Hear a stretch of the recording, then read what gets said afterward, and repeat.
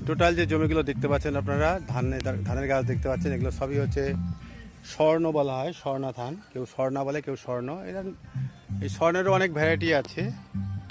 তো এখানে আমাদের যেখানকার ভূমি রূপ, তিন ধরনের জমি আমরা এখানে দেখতে পাই। আমি যেখানে দাঁড়িয়ে আছি এই জমিটাকে, এই রূপটাকে বলা হয় কান্দর জমি বলা হয়, একদম নিচু। এখানে একটু বৃষ্টি হলেই জল দাঁড়িয়ে যায়, সহজে জল শুকায় না।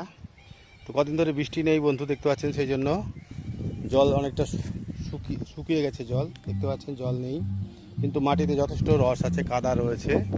এই টোটাল যে জমিগুলো দেখতে পাচ্ছেন আপনারা ধানের গাছ দেখতে পাচ্ছেন, এগুলো সবই হচ্ছে স্বর্ণ বলা হয়, স্বর্ণা ধান। কেউ স্বর্ণা বলে, কেউ স্বর্ণ। এরা এই স্বর্ণেরও অনেক ভ্যারাইটি আছে।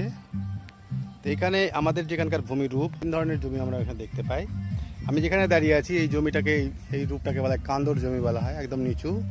এখানে একটু বৃষ্টি হলেই জল দাঁড়িয়ে যায়, সহজে জল শুকায় না।